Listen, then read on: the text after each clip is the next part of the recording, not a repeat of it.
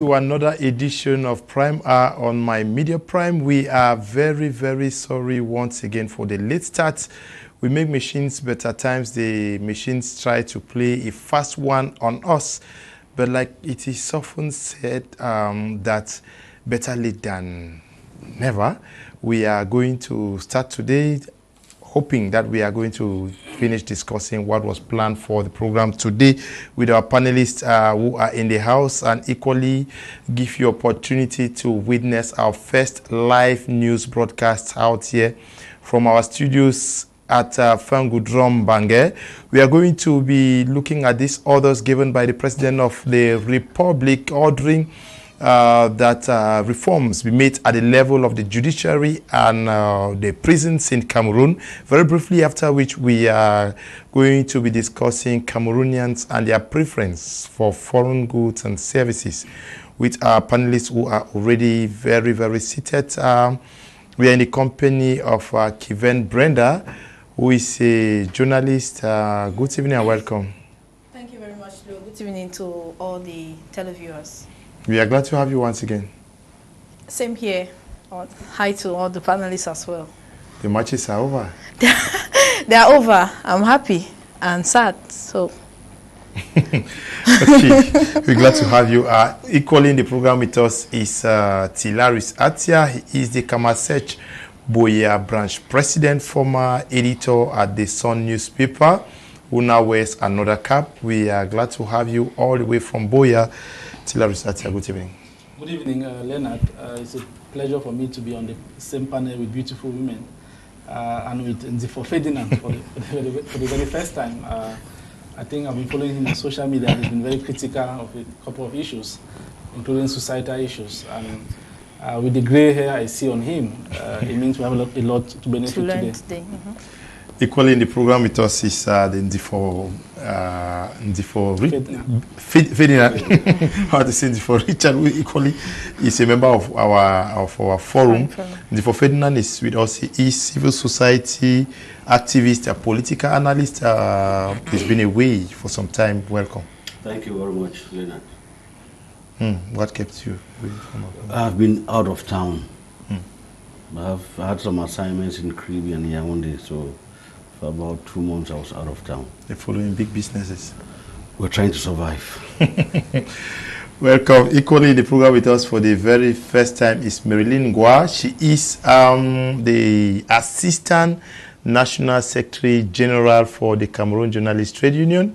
Very active in the Boya branch. Good evening and welcome. Good evening, Leonard, and good evening to all the televiewers of My Media Prime. I'm glad to be here and to join us all to discuss one or two things that will better our nation. To note that she is equally practicing in the Southwest region, Boya based.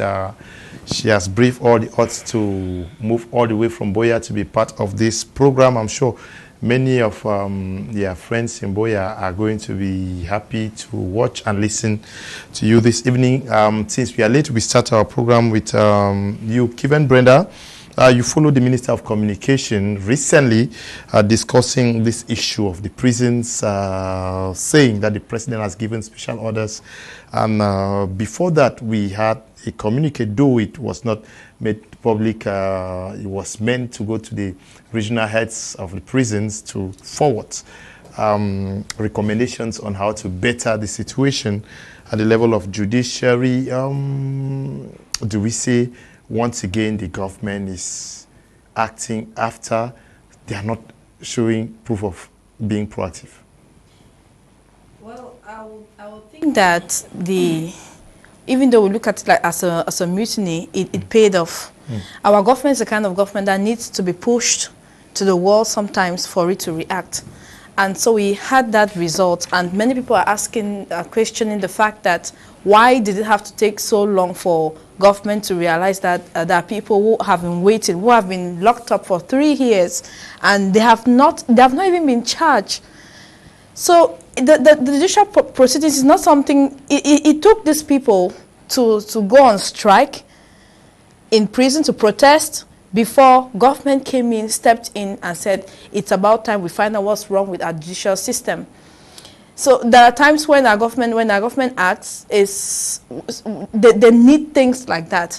I'm sorry, I'm not saying that we should be protesting all the time, but I think that the language that our country understands is you going out there and saying, I don't want this anymore, even though it has landed many people in jail.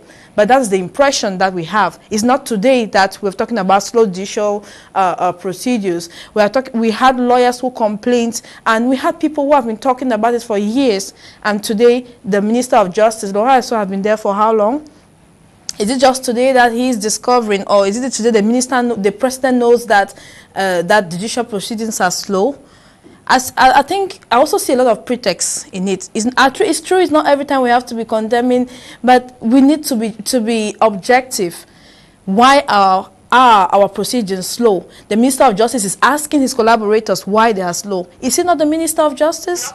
Is he not the one who should be telling us why to be answering? Is he not answerable to us, to the people? Is it not the government for the people? She should be the one to be telling us what is happening, and not that he's pushing out the blames to his collaborators. Now, when the minister is requesting for recommendations from his collaborators at Tilarus, is it to say that the minister is unaware of what is happening at the level of prisons and at the level of the judiciary that he heads? He has been heading that ministry for long now. Well, it's difficult to say whether it means that he doesn't master what is happening. But you want to know that in the Anglo-Saxon tradition of leadership, it's supposed to be bottom-top approach. Decisions, changes, adjustments to programs, to basic text, like the minister was saying, are supposed to come from the grassroots, those who live the reality on a daily basis. The attorney generals of the courts of appeal in all the 10 regions are supposed to master the number of cases that are coming in, the number of the kind of offenses, and whether or not the penal code, the criminal procedure code, and all the existing legislation apply favorably to the judicial system of the country. And it's unfortunate that it always takes the very high instructions of President Paul Biya for things like this to be done, very basic things. The things that every minister, everybody can even get up from sleep and start doing. People expect the head of state to give firm instructions, because the Minister of Communication says that on the instruction of the head of state, they are looking at ways to decongesting the prisons in the country. They are looking at ways to fast-track the procedure of justice in this country. It is true the Constitution says that President Biya, the head of state, who shares the sovereignty of the country with the masses, is the one who guarantees the sovereignty of the judiciary. But then it doesn't mean that even minor offenses, that somebody is caught because they didn't have an ID card, and the prison term is a maximum of 10 days. The person stays in prison awaiting trial for 3 years. It's unimaginable in Cameroon. A country that is poor, that cannot even feed prisoners, because if you have more than the number of prisoners that you are supposed to have, you cannot feed them. You cannot house them well, you cannot clothe them well. And there comes a moment where the kind of scenario we had in Boya and Yaoundé are going to come. That every small offense, because there's a lot of corruption also, it suffices to go and tell me the magistrate who is your friend. And because at the moment the person appears before the state council, there's a remand warrant for you. You are sent to prison. Even offenses that are very minor that somebody could be bailed, they send people to prison. And you go and await trial for a crime that you should have served 10 days in prison. At the end of the day, you are acquitted after spending 3 years. So the head of state and government, the machinery has to change. In 2014, in his end of year address, President Biya said there was inertia. The system was so bogus, people took so much time to do plenty of work that could be done in small time. But then nothing has changed. He said that he elected government, but the same people are there. The people who were there in 1975 when he was prime minister are still there today. So there's need for an overhaul of the system to get in people who are young, people who are visionary, people who look beyond the future, not people who are looking at their graves. Mr. Ndifo Ferdinand, the government wants our prisons to be deconstructed. Is it possible to get our prisons, to reduce the numbers in our prisons without the creation of extra facilities to cater for those who are already in prison today? Yeah, it's possible. There's a question we should think about. What is the minister delegate, the Minister of Justice in charge of penitentiary affairs? Seemingly it's missing in action. It's missing in action. He has been there for quite long, and he takes care of the training and the rest. The schools, the penitentiary schools are under him. So he's best placed to tell the minister, tell the government that, okay, I received this report from Chimuta Banda. It was good, it was bad. I received this report from NGOs on prison reforms. It was good, it was bad. Coming to your question, in 2014, 3 prisons were created. Principal prison in Limbe. Is it operational? There was supposed to be a principal prison in Bonaberi. It's not operational. There is one under construction at Disnef. For 5 years by Chinese. Every day the workers are on strike, constructed by Chinese. The government's quota has not been given. So are we that serious? Why do you even want reforms to decongest the prisons? Why arrest people in Boya and take them to Yaoundé? There's a military tribunal in Boya. There's one in Baminda. There's one in every headquarters. Why carry them to Yaoundé? Why try some for terrorism in Konsamba, try some in Douala, and try the rest only in Yaoundé? Why? So apart from the reforms, Atia was saying, why arrest people and keep them for 3 years for crimes that maximum sentence is 10 days imprisonment? So apart from that, you see, when you go to prison, he will tell you, you have people in prisons whose files cannot be found again. You have people in prisons they have served their sentence, paid fines, you will not see their fines. There are people in prisons who lack what they call the very crew. Okay, we are to pay the remainder. Marilyn, now the Minister of Communication says, okay, this is what the President has ordered to be done. Do you think these orders are going to be respected? I don't think the orders are going to be respected because, you know, Cameroon, we are fond of saying things that we cannot do. We are fond of putting up laws that we cannot respect. But one thing I know is there are prisons are dilapidated. Our prisoners need help. We cannot have a prison that can carry a capacity of 8,000 prisoners, and you have more than 20,000 of them in there. How do you expect them to survive? Some of them cannot even eat 2 square meals a day. It's so pathetic. Recently in Boya, during the installation ceremony of the state prosecutor and the president of the military court, the director of military justice, that's Colonel Didier from Yaoundé, insisted that they should ensure that they look into the files of those who are awaiting trials, because there are so many files that are pending and there are prisoners in there suffering. People are in there who have never seen the 4 walls of the courtroom, but yet they are in prison. Okay, we are moving over to the newsroom to meet Pedrine Blanche to tell our televiewers nationwide what is making news around the country. Good evening, Pedrine. How are you doing? Good evening, Kumlunet. Okay. What's in store for our televiewers today? The Minister of Housing and Urban Development has visited major construction sites in Douala to evaluate the progress of projects and ensure that it is completed on and in time. Journalists have been reminded on the need to stay in line with the norms of the profession, especially with the coming of digital media. And onto this one, the CEO of Swecom, Mr. Tabi Brilliant Tambe, has been awarded Most Industrious Young Person in 2018 by the Scoop Media Group. Okay, seemingly there is a problem of connection there. We have technical issues. If we are ready, can we move back to the newsroom, please? Are we ready to go back to the newsroom? If we are not ready, we continue with our discussions out here. Okay, you were discussing before we get back to the newsroom.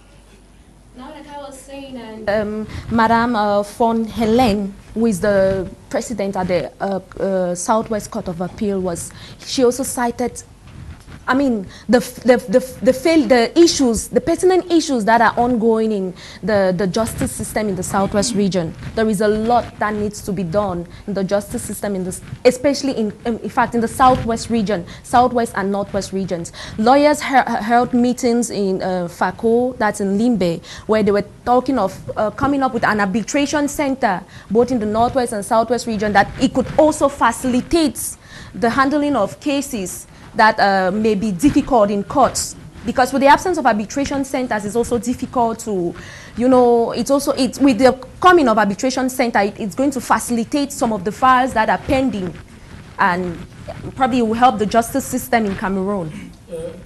Leo, I want to say that instead of constructing more prisons, the country needs more jobs. We need more industries. When people are working, they are busy, they don't have time to commit Don't have crimes. time to commit We also crimes. need more courts. If you go to a magistrate's court, for example, we should have at least 20 court halls. Yeah. So that each president of the court has his own court hall, and matters can be adjourned even for 2-3 days, and matters are heard and tried and done with. You cannot have a matter because of a small piece of land, somebody is sent to prison. Because somebody cannot pay rent of 10,000 or a debt of 10,000 francs, they are sent to prison. What have prisons become in this country? And I want to say that it's first of all disadvantageous for us to have an overcrowded prison. Because look at what is happening. It is overcrowded. There is no monitoring. Nobody monitors anything. People are not reformed. Yeah, people are, yes. That is why today, if there's a mutiny in prison, we have it on Facebook. People talk to us. We have them. How do prisoners get phones? Are they entitled to have one? How do they get all of those things? They write communiques and the rest. How do they get them? So you think you're punishing those prisoners by putting them all together in the sardine, putting them in a tin of sardine or something, but you are instead giving them the opportunity to perpetrate their crimes or any other thing that they're doing just in front of your eyes. Even knives, they say some of them were found with objects like harmful objects like knives and all of those things. Mr. Nzifo, now we want things to actually take a fast pace so that many prisoners who are unduly kept in prisons are released. Is this possible with the level of corruption that we find being exhibited along the corridors of the judiciary, the police, and related services? To be fair to the magistrates and the state councils, they have a difficult task. While take the Douala town, they have daily reports, daily people who are arraigned in front of them from 25 centers, judicial centers. It's difficult. Each day in court, you find the magistrate with 150 files. The easiest way is renvoyer. You need to meet them in chambers before they think, okay, Mr. Kum, you see, you came for which file? So it's difficult on their part. You find that when a magistrate is even judging a case, a colleague will come and say, please give me 2 minutes, let me just pass may give you a sentence. As Acha said, each high court needs about 20 court halls. So the issue to survive. Yeah. Okay. See where their offices. You have 2-3 of them in one office. It's a problem. Now, do you think there is a need for the implementation of common law across the nation? Well, the country is a bijural country, it's a bilingual country, and it's a bicultural country. We've agreed that... Given the context of what is happening today? It will be difficult. It will be difficult because civil law is law based on cases. But then we have people who work on precedents, not on the law, like the civil law ones that is the text, codified law. But we work on precedents, we work on customs and traditions. So it may not be the same. But then there's need to deconcentrate. Okay. One magistrate cannot have 150 files. Okay, no magicians. Let's try to reconnect to our newsroom. Pedrin, are we ready for the news this evening? Yes, Leonard, we're ready for the news. Good evening and thanks for joining us on this maiden edition of the newscast on My Media Prime. My name is Genda Pelgin Blanche King. Now, what's his talk for our televiewers, Pedrin?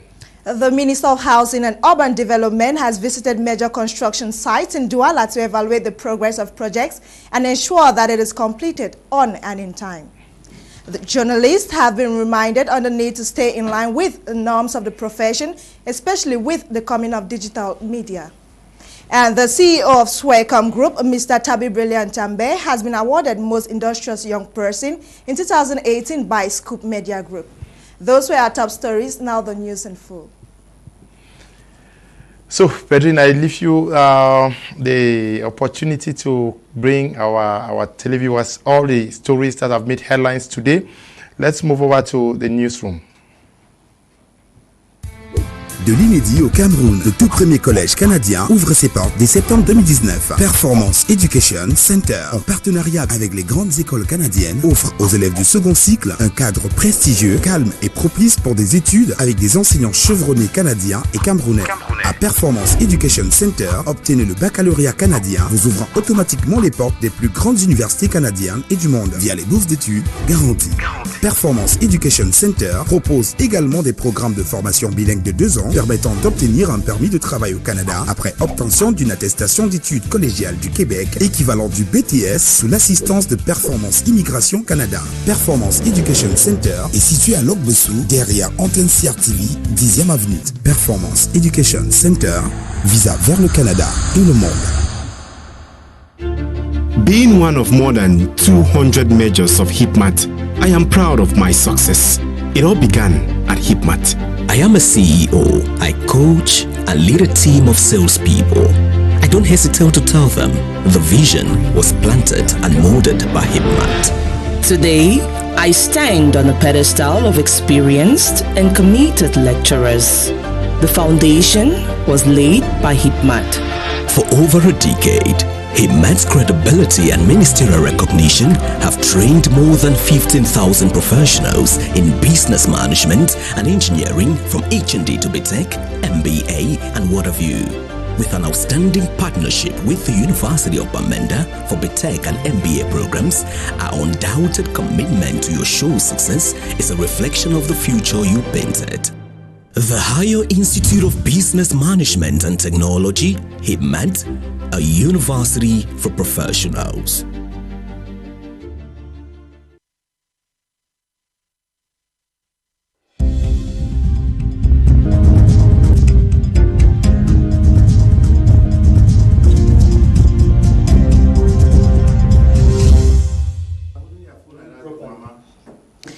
You're watching Prime News on My Media Prime. The Minister of Housing and Urban Development, Minister Celestine Kecha-Kutes, was in Douala over the weekend to inspect the progress of some major construction projects in the city. Lasha Kingsley followed the story and now reports.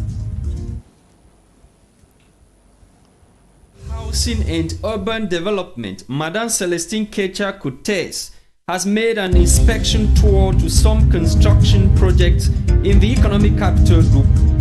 Her first stop was at the Japuma 50,000 seating capacity stadium Friday, where she inspected the parking lot and the various access roads in and out of the stadium. C'est ce que je vous ai demandé. Voilà, ce serait le journal pour savoir les pour apprécier les bétons propreté pour pose de réglage comme partage. Ça c'est de la littérature. Vous devez en prenant le journal de chantier apprécier l'évolution en termes de portable. She later moved to Mbanga Bakoko for the official handing over of keys to tenants of the 1,175 low-cost housing who paid since 2014. We pay for more than, let's say, 9 years, and we're waiting to get their key and get in their houses that the head of state provides to them. And now I will take these opportunities to say to those who are entering these premises without any authorization that I will not accept any more any squatter. Every month we'll do our best to make sure that people who pay, as you have understood, more than 650 people pay for these houses. So every month we'll try to make sure that people get their keys and they get into their houses. To the new tenants, it was a feeling of joy and relief. On verra avec moi que de 2013 à 2019, c'est pratiquement 6 ans. 6 ans, c'est pas 6 mois. L'attente aura été longue, la parturition difficile, mais la délivrance est là et nous sommes satisfaits, c'est l'essentiel.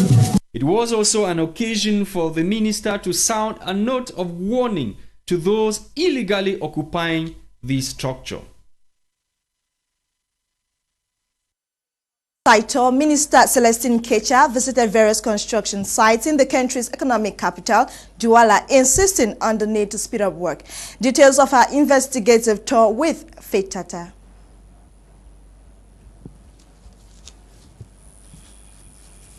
contractor's working visit to Douala began at Marché Sandaga drainage system. The population complained to the minister about the continuous flooding around their quarter because of the poor construction of the drainage. Il pleut ici, il n'y a pas moyen. Vous avez vu, c'est ma maison. Attention, voilà ma maison là-bas. Quand il pleut, je ne peux plus revenir ici. Je suis obligé de dormir en ville parce que tout l'eau remplie ici, même ici, vous ne pouvez pas rester. Et c'est à cause du fait que depuis là-bas, ici, c'est trop bas, alors que là-bas, c'est en haut. Bon, ils sont coincés au niveau des rails là. C'est comme si le travail, parce que j'ai rencontré le blanc là, il m'a dit que ici c'est quand même c'est compliqué parce qu'on ne peut plus déplacer les rails. Donc c'est un travail qu'il faut une étude vraiment approfondie. The company charged with the construction of the project, however, explained to the minister that the passageway had been blocked, hence the flooding, as well as the presence of the railway making construction work difficult. From Marché Sandaga, Minister Ketia crossed over to Bonneberry, where she inspected road construction works at Entrée Pilote, Rue d'Af, and Entrée Lycée Polyvalent, from where she moved back to Chantier Arabe 3 at École Publique Bonateki. From here, the minister moved to Konyabasi, where the engineers could be seen maneuvering their way through the machines to meet up with the deadlines. The minister headed to Chantier Kamar at Sofana Hotel entrance and then Chantier Arabe at Rond-Point Dakar. The construction project at Terminus Saint-Michel was not left out, while her last stop at Cité de Saint-Catinais Bonaprise being constructed by China Shangzi. It should be noted that the minister expressed a lot of dissatisfaction with the work done so far. Mr. Tabi Brilliant Tambe has been distinguished with the Most Industrial Youth Award by the Scoop Media Group for the year 2018-2019. Fifth Tata sat through this brief award ceremony and now tells the story. Media Group has awarded Mr. Tambe Brilliant the 2018 Most Industrious Youth Award in recognition for his contribution to the growth of the media landscape in Cameroon. It's amazing, and I'm happy, and this award goes to the group of Swecom and BT Media, the whole group. According to Esong Larry, publisher of The Scoop, this award cuts across all sectors of the society, handpicking outstanding and meritorious individuals. Mr. Tambe Brilliant is a youth who has, he didn't start today, he started with this communication aspect that has impacted on the lives of people. When he came in with this initiative, you realize that the town became buoyant in that domain, the town became happy and relaxed. So, and it didn't just only come satisfying the customers, but it came with employment. I mean, many youths who we saw as threats, I mean, who were really constituting a nuisance in the quarters and in the, they were absorbed, and today they are making a living out of it. They are putting food on the table as a result of the employment that they have been granted. Since its creation in 2015, the Scoop Award, which is in its 5th edition, has been able to shine the light in the music sector, comedy, media, and entrepreneurship.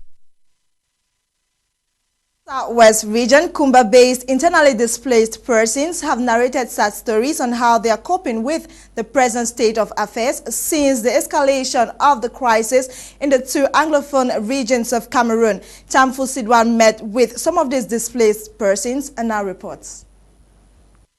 As the armed conflict persists in the Cameroon's two English-speaking regions, Kumba plays host to thousands of internally displaced persons from within Meme Division, Fako, Manyu, Ndian and Kupe Maninguba. The IDPs have very pathetic stories as my Media Prime visits some of the families to find out the challenges of living in new environments. This lady is the breadwinner of her family and displaced from Moyoka to Kumba, taking care of 8 people, all living in a 3-meter squared room at Bonakama, Kumba 1 subdivision. We left Moyoka because there was crisis there. So we have to run to Kumba to come and rent and stay here. And it's not easy in Kumba. Even the way you see us, you know that it's not really easy to live here because you're buying everything in Moyoka. At least you have to work your farm, you live with that. Here in Kumba, there's no way to do that. You only buy. Life has not been easy ever since their houses were set ablaze and some family members shot to death during confrontations between the separatists and the government forces. Before now, she was a primary school teacher and a farmer in Moyoka, but her smiles were wiped out as Moyoka went on flames. I had a farm that was cultivating my cassava, corn, egusi in Moyoka that I rented. But now I cannot do anything here because I don't even have the money to even rent a place. Because what I was doing, I cannot do it again. I was a teacher. But now I'm just living like a housewife. I don't have anything doing. Because government is not here taking me. Her mother, also displaced from Nake in Meme Division, where her house was burnt, is sick and is in the hospital. This lady has an appeal that the current war should come to an end, but says the problem of accommodation and feeding has been a major challenge as they live in Kumba. Feeding first. And secondly, we need accommodation because the accommodation is not really comfortable. Because I've burnt my mother's house, they're now houseless. They don't have a house to live, they are just there like that. She's living there in the bush. When she go back to the village, she will go and live in the bush. But she does not have any house to stay there. Another catchy story here is that due to the current war and armed confrontation, a law chambers has been transformed into a home hosting 20 internally displaced persons, including a barrister at law who escaped from his comfortable home with all family members perching in his chambers in Kumba 1 subdivision. As a matter of fact, I was there in that beautiful house around the Jakarta. So when these issues of gunshots started between the Amber Boys and the military, my environment was affected. And as you can see, I have a lot of children, almost about 15 of them. I couldn't allow them to stay there because a stray bullet, they can be a victim of a stray bullet. So because of that persistent attacks and counterattacks between the military and the secessionists, I decided to move from that troublesome environment to my chambers. These children have not gone to school for a long period and have not been enjoying the comfort of their home again. In fact, as a lawyer, a prominent lawyer in town, I'm no longer doing anything. In fact, we are completely, put out of job. The courts are not functioning. No client is passing around. Everything is downgraded. So because of that, it's Almighty God. Just like other IDPs, Barrister Andy Tabi prays that the conflict should come to an end. I'm calling on the government. I'm calling our government for an exclusive dialogue. Not get to it because it is an internal affair. We should not wait for people from outside, external people to come and solve us the problem. It is a problem which emanated within us here and can be resolved within ourselves. Note should be taken that these IDPs have also complained against the emergency humanitarian program by governments through the Ministry of Territorial Administration, stating that these items have not been meeting the right quotas, as well-to-do people have always received items meant for the IDPs in Meme Division. Following the appointment on the 18th of June 2019 and subsequent installation into office on July 4, 2019, the new board chair and director general of the Southwest Development Authority have presided over the first ordinary session of the 2019 financial year. Ikomi Eposi was present at the event and files in this report. The Southwest Development Authority, Soweto, has organized its first ordinary session for the 2019 financial year, aimed at examining and validating the performance reports and closing the books of the previous year. They brought together all stakeholders of the organization. This was the first meeting chaired by the new chairman of the board of directors and the director general few weeks after their installation as the new leaders of Soweto. In his welcome address, the board chairman, Ediage Apande Herbert, thanked all for the vote of confidence bestowed on him to pilot the affairs of the establishment. Ameliorating the living conditions of the people in the Southwest region, with particular emphasis on rural development, he said, is the prime objective of Soweto. Soweto has as mission to help to uplift the living conditions of the people of the Southwest. He added that the 3 years plus Anglophone crisis has deeply affected Soweto, as its activities have been reduced to less than 1/5 of what it was supposed to be doing. For the past 3 years, we know the upheavals, we know the problems we've been going through. And so Soweto because of all these problems, has had to reduce its activities to less than 1/5 of what it's supposed to be doing. And all of that because of the insecurity that is prevailing. The meeting, he said, was delayed due to the appointment of the new leaders, which took place on June 18, 2019. The new board chair urged his workers to start thinking out of the box, especially as times are changing rapidly. We decided to come up with a vision, some kind of a vision, telling ourselves that Soweto has to start thinking a bit out of the box. There is the traditional way of doing things that we are going to maintain, but because of the challenges we face, there is an emergency. And so we need to review our approach on how to attack this emergency. To the newly installed Director General Bisong Tui Ogok, particular situations require particular decisions.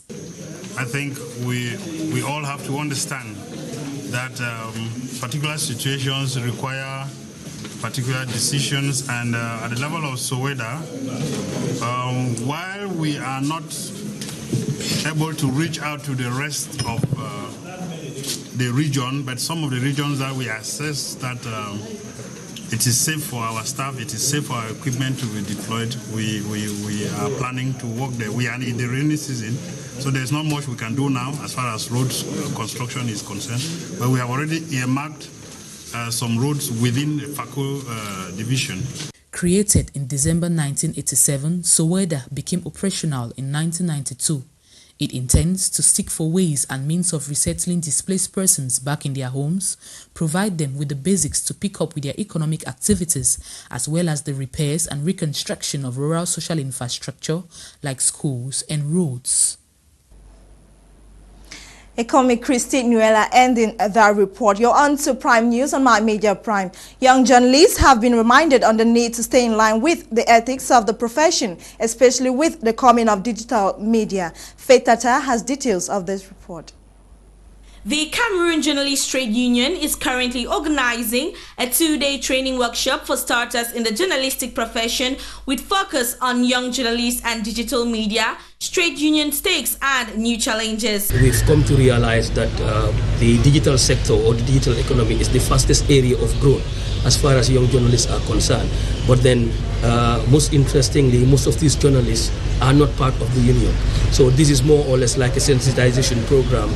We are trying to bring the realities of being a union member onto these young journalists and then trying to see how to organize them. This workshop, which is being held at the Regional Delegation of Agriculture and Rural Development in Borajo Douala, will see into it that via the various training modules, participants can adequately understand how to contextually use the internet and its effects on the society, the legislations binding the internet use in Cameroon, freedom of speech and journalistic ethics. I would like to migrate from radio to digital, because the journalist of tomorrow is not only the one who can speak well or write well.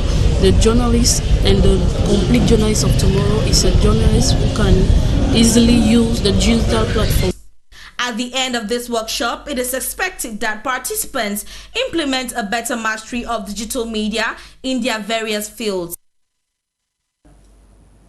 The divisional officer for Kumba 1 has continued the call towards the eradication of ghost towns in Kumba.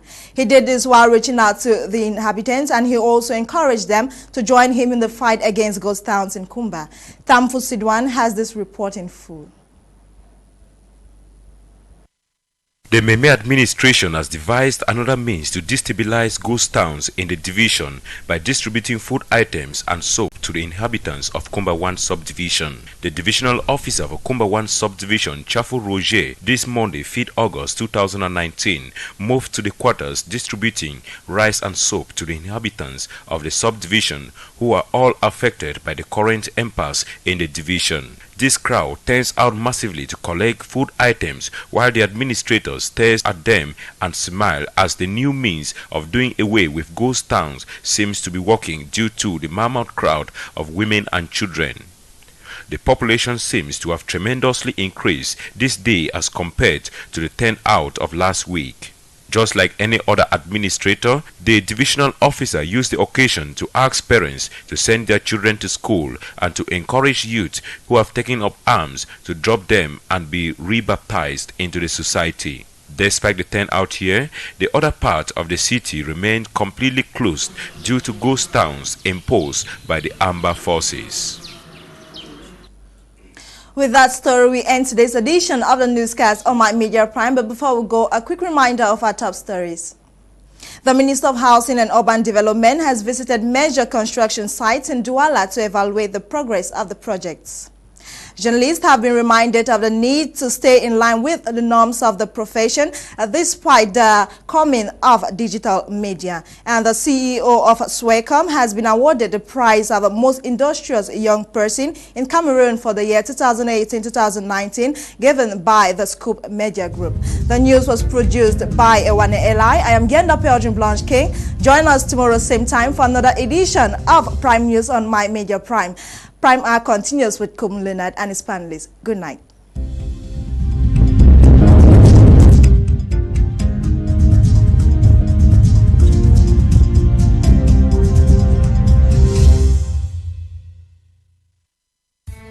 De l'inédit au Cameroun, le tout premier collège canadien ouvre ses portes dès septembre 2019. Performance Education Center, en partenariat avec les grandes écoles canadiennes, offre aux élèves du second cycle un cadre prestigieux, calme et propice pour des études avec des enseignants chevronnés canadiens et camerounais.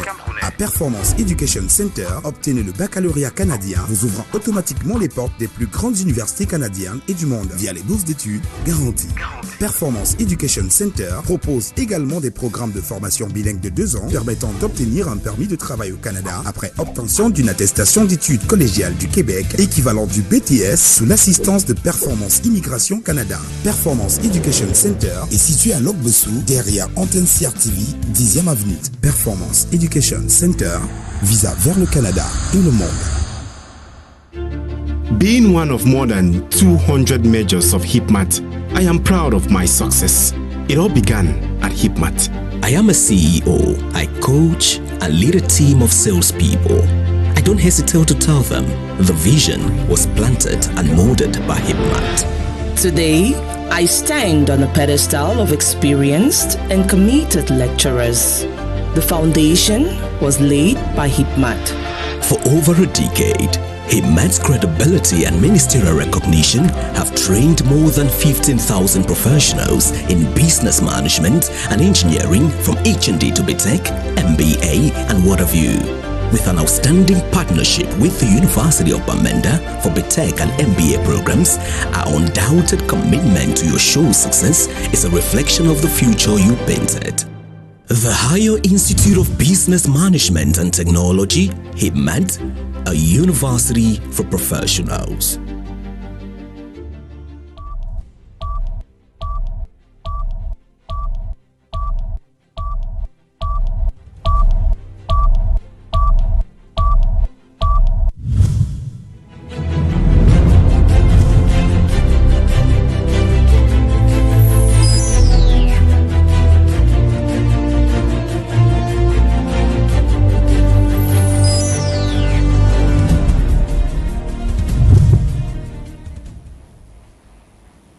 Welcome back from the newsroom. You are watching Prime Hour on My Media Prime, and we are glad to know that many of you are watching and following up our discussions. We were looking at the orders given by the President of the Republic with respect to the mutiny that occurred in the Kondigi prisons and that of Boya, wanting the judicial proceedings relating to those arrested and held in detention centers across the nation to be hastened up so that the prison cells can be free and that the conditions of those incarcerated are bettered.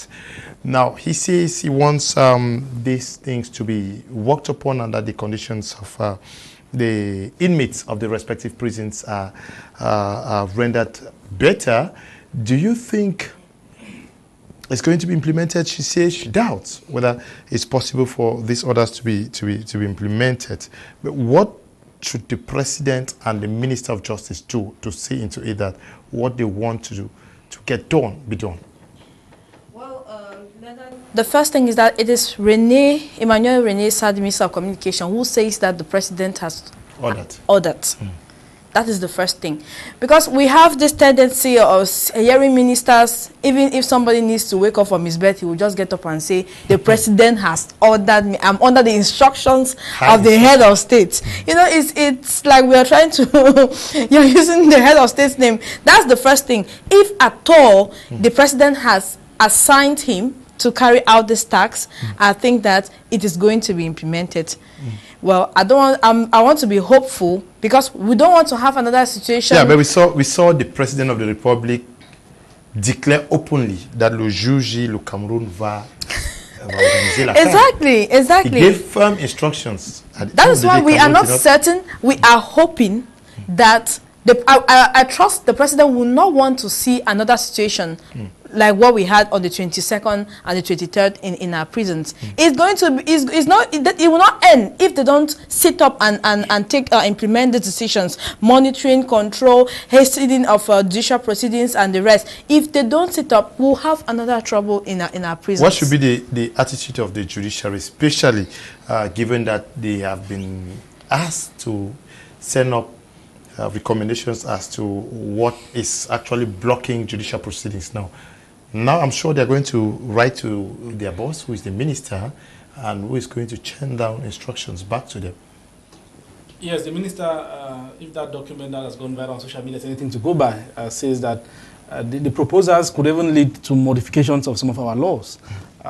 Which lawmakers should already start looking at. Modifications of the law which must pass through the parliament. The penal code, the law on the suppression of acts of terrorism, the law of 2014, that at some point curtails every basic freedom. That somebody takes to the streets to protest against bad roads, against inability of municipal officials to do the work they're supposed to do, and they're charged for terrorism. These are some of the things that are obnoxious in the 21st century.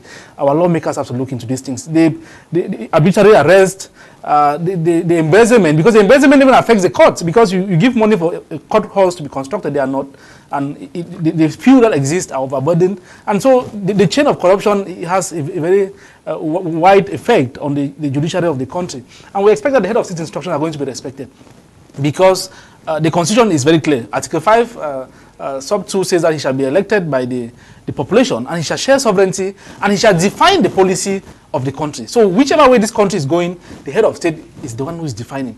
And Article 10 of the constitution says that he shall appoint the prime minister, and upon the prime minister's recommendation, he shall appoint other members of government, and could also give them instructions and terminate their appointments. So if the Minister of Justice does not implement, like the head of state has said, his contract or his appointment could be terminated. So I believe that in the days ahead, we are going to see concrete work, we are going to see action in the field, we are going to see many more people being released. Those who should not be in prison should be out, they should be free. This country needs to emerge by 2035. How does it emerge when its workforce is in prison? Those who watched those videos that came from prison, you saw very strong people, very able people who should be taking this country to emergence, but they are blocked in prison. Why not reform them and use them? Why not take them to the other centers, reformation centers, like the Bolster Institute in Boya? There are several other centers. That some of these people who have not committed any crime per se could be taken to these centers and reformed and used in the country. I'm even told that there are some expatriates from countries like China who are prisoners in their country, but they are used here to work and make money for their country and for themselves. Why can that not be applied in Cameroon? So I think that the Minister of Justice should go the way the Ministers of Urban Development are working, who are going down to the field to look at how things are happening. The Minister of Public Health, Manauda Manaoshi Malaki, who is going down to the field to see how things are happening. The likes of Minister Paul Atanganji, who are going down to the field to be sure that the things that are supposed to be done are being done. We expect every minister to work in that way. And maybe it's the problem of age. And at some point, people have to start saying we cannot work. That Mr. President, at this age, I can no longer do this thing, hand it to some other person. I'm sure there's no harm in that. Okay. Do you see anything happening in the days ahead? No, not at all. Okay. It's another camouflage? Or... Let's remind ourselves a bit. Penitentiary services were formerly under the Ministry of Territorial Administration. We were told that they had to attach the Ministry of Justice for everything to flow. It's a problem of a bad system. It does not need reform. Yeah, because I was going to ask you, he talked about laws. Is it an issue of laws or its implementation? Yes, you could put sanctions on those who don't respect the law. That's what is lacking. It says something of you have committed a crime, maximum sentence is 10 days, you make 3 years. What happens to the magistrate? You need to be sanctioned. But if the president is very serious, there are 2 or 3 things he can do now. 1, release those who have finished all their prison sentences are still there. Because they lack money. Fine, for example. Yeah, because they lack fines. 2, continue in the same train as he released some of the MRC detainees. Release more. The Anglophone detainees. Release more and more.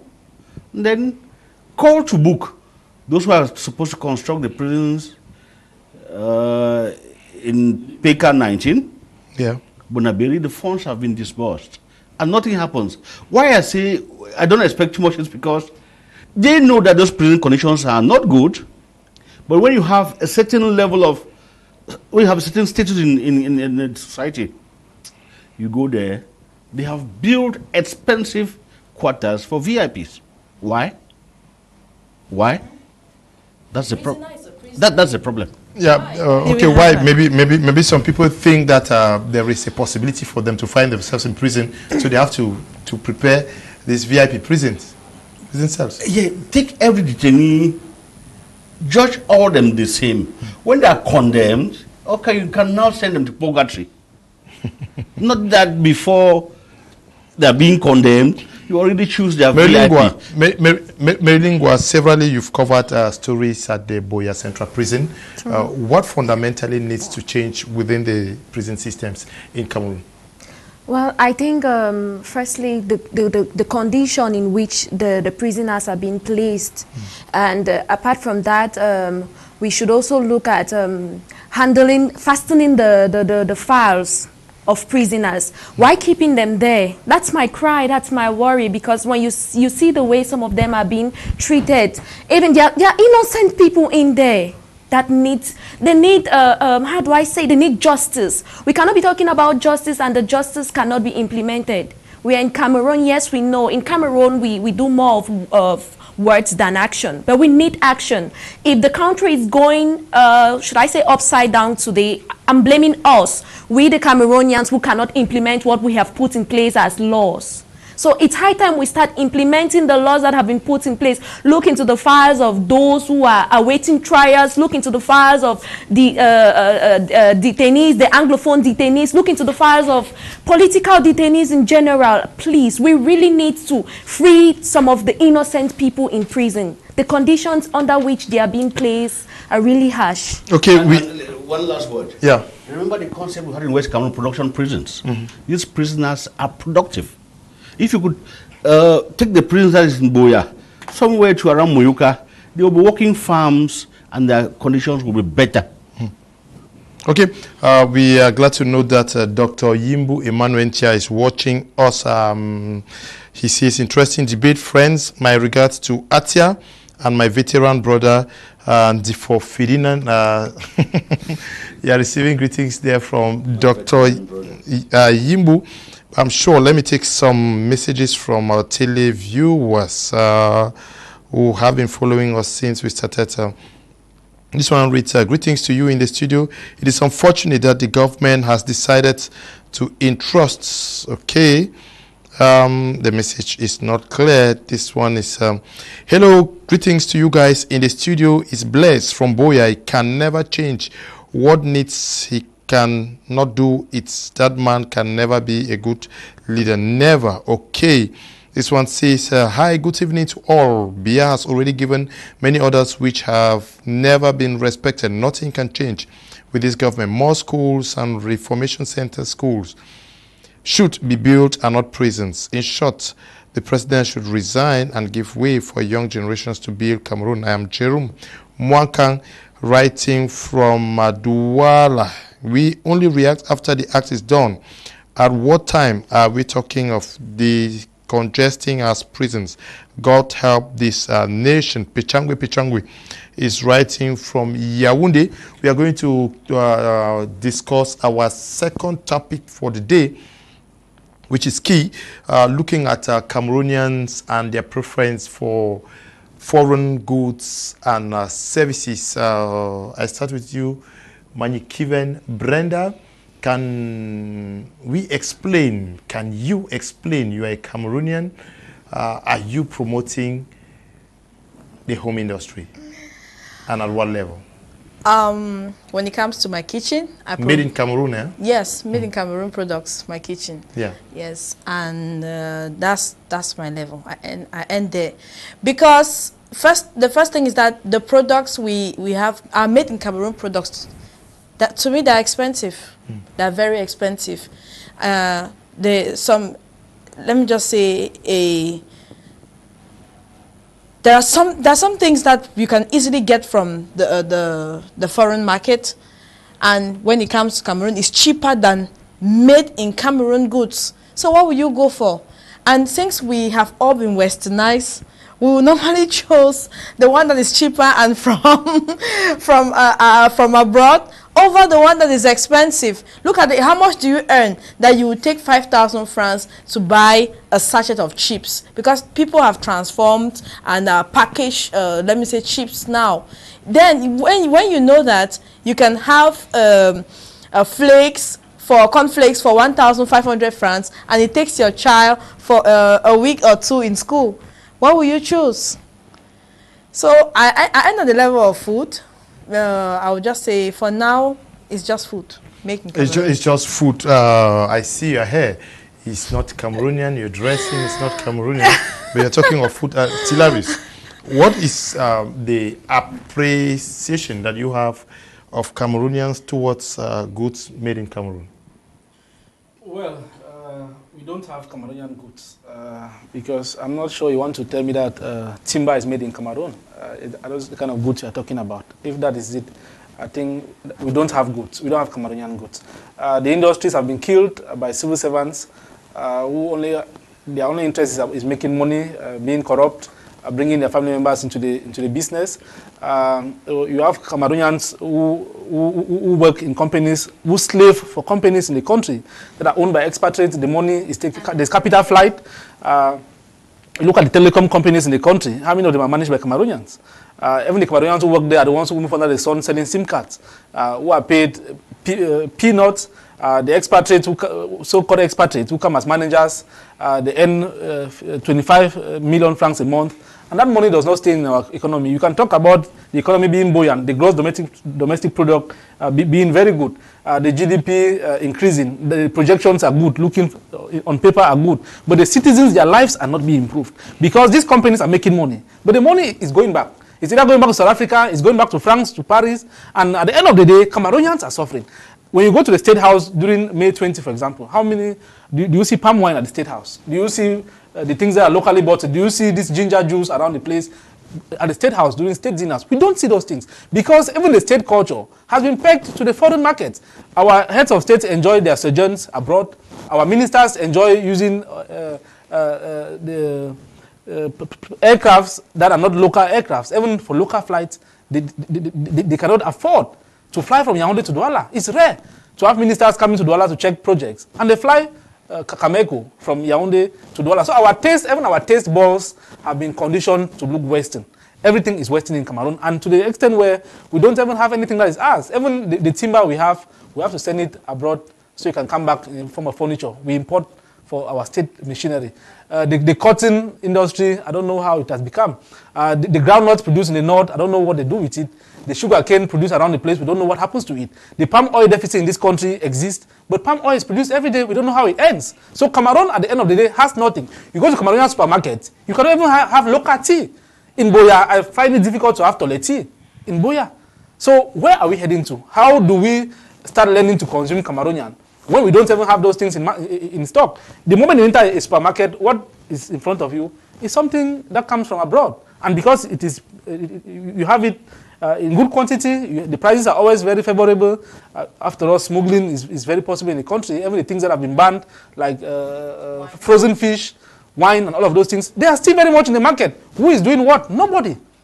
Nobody is doing anything. So I think that until such a time when Cameroon will start producing, for now we are not, except somebody tells me the contrary.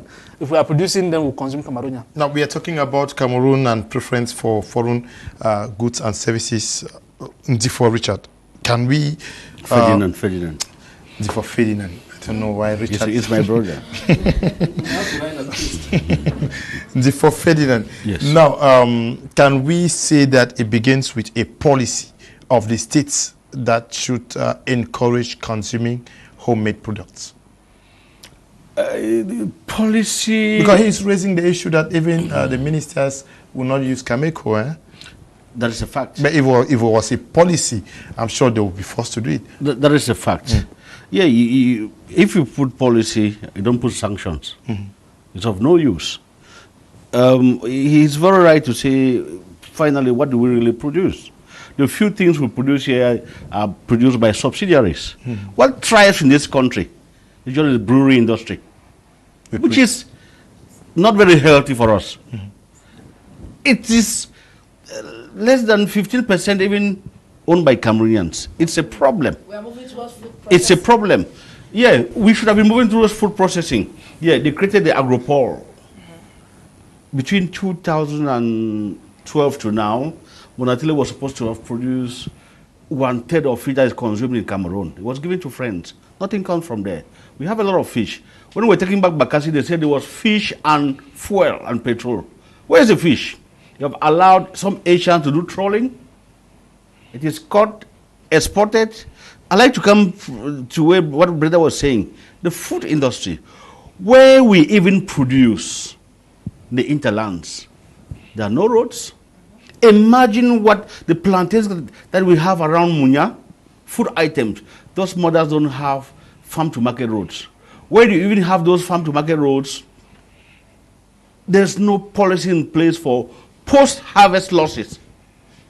You harvest tomatoes today, they are not trained to preserve those tomatoes. So, yeah, it's good to import, it's good to buy what comes from abroad. Are you sure it's bio? Cameroonians are even condemned to buy what comes from abroad. Let's not forget the Economic Partnership Accords. There's dumping. How did we kill Ndob Rice and the rest? We allowed them to do dumping. Can we raise, what do we pretend to even produce here by subsidiaries of multinationals? Can we raise custom duties on what comes in to even preserve those subsidiaries that work here? We can do Bambe there. They don't do it. Okay. Atia raised the issue of the best that is being produced in Cameroon. Though it is, Atia, you were contradicting yourself because you said nothing is produced here. The best is raw material. Yeah. Okay. We don't transform. Okay. Yes, Okay. We don't. No, he talked about legislation. Too small. Okay. Too small. No, he talked about legislation. That the legislation has to be there to sanction those who don't promote. But then the law says that supermarkets in Cameroon must have at least 10%. 10% Cameroonian products in supermarkets in Cameroon. But then do you expect Cameroonian supermarkets to start selling timber in the supermarkets? Do you expect them to go and get iron or zinc or cobalt from the east and start putting in supermarkets? Crude oil. Or to get crude or to go and get palm oil that is not finished and put in supermarkets? It's not possible. He raised the issue of tea. He says he can barely find it in the market. The best quality palm oil that is produced in Cameroon is sent out of the country. The plantains that are even the Jamayo, the granite oil that we have in the Are we depriving ourselves from consuming the best of what we produce in Cameroon? We are depriving ourselves to consume the best of what we produce, and it's for me. I look at it to be stupidity, because you cannot have all it takes to make you live a healthy life, and you prefer to give it out to people, and then your population is suffering. I don't know if what a government wants is for us to suffer and die, or what they really cherish most is making money or making relations. They keep signing accords, signing. I don't get it. You go to CDC, you see the bananas that are being produced and exported out there. What we eat, you can. I mean, it's terrible. It's terrible. I don't know where the palm oil, like Atia said, the quality palm oil we produce here, I don't know where it goes to. It's terrible. It's really terrible. Leo, she talked about bananas from the CDC. Yes. I've never seen Makosa banana in the supermarket. True. So how do I consume Makosa banana? The only opportunity I had to eat Makosa banana was when we visited with the Minister of Agriculture. And to be very candid, it has a different taste than the bananas we eat out there. Okay. That is where the problem is. Why do we want to eat bananas? When we can grow banana. No, when what we buy as biscuits, they made from banana. Why should they not permit CDC? The palm oil they produce, they transform it to savon. They sell them to some Lebanese in Bonaberi. Palm oil from CDC and palm oil is given at 250 francs to some companies to produce savon. So why can the CDC not produce savon? Permit them. The banana can be transformed into biscuits. Imagine the cotton we have for the cotton. It is sold to France for 250 francs. Imagine for the cotton working with Sicam, which are all French companies. Imagine them transforming the cotton to school uniforms. Uniform for military officers. Can you imagine the textiles that come from China or Asia, low quality? So why can we not transform? Nigerians used to come to Garwa. The textile industry is very big. They want to buy, customs will catch them.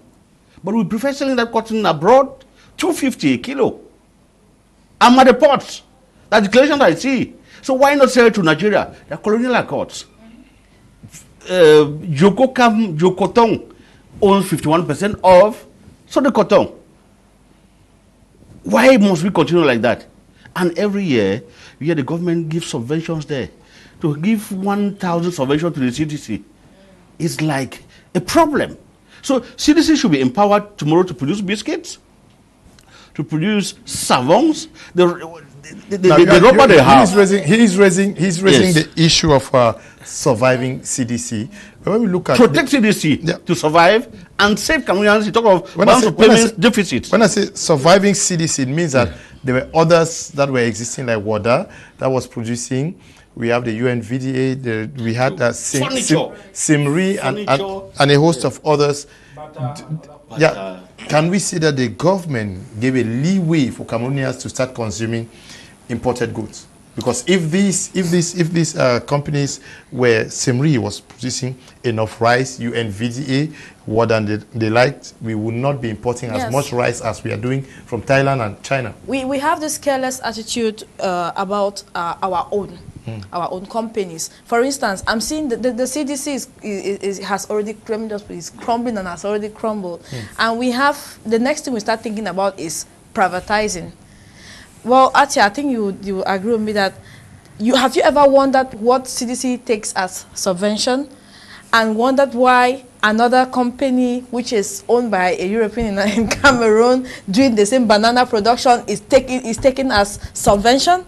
You will be shocked. I don't want to go into details of it, but well, just to highlight that we are killing our own companies because we need to empower them. Like you said, we need to empower them. When you see that this thing is happening, you need to help it. We need to stop it by doing some. We need to act before the thing totally crumbles. Today we'll be crying that the CDC cannot boast of how many tons. Let me just put around 50,000 tons. Exports. We will be saying all of those things, but what are we doing about it? We keep saying, making speeches, visits here and there. At the end of the day, somebody comes from France and buys the thing and is controlling it. Now, if we look at the cocoa is highly produced in the southwest region before the crisis.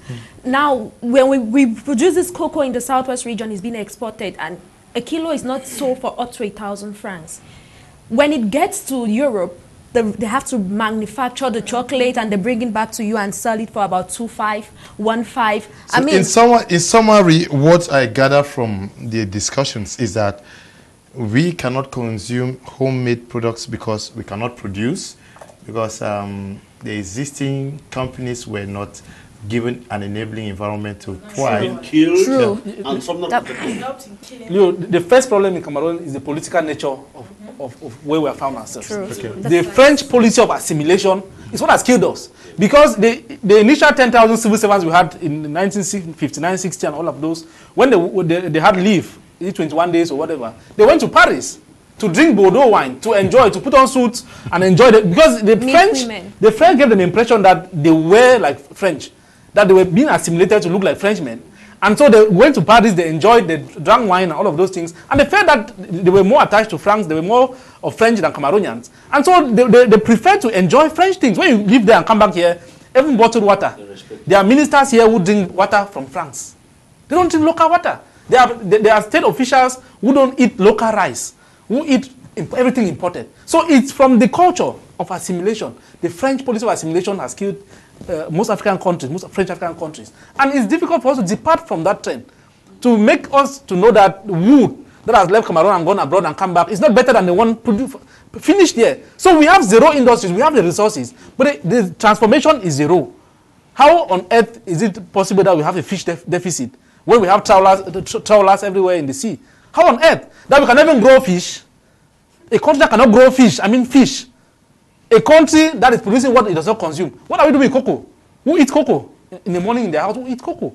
But in Cameroon, every day in Douala, for example, you see people eating bread. Why not invest in the cassava industry? Get a cassava transformation plant and produce flour. Everybody will eat flour in the morning, at least in Cameroon. People eat bread. People eat puff and other supplements of cassava.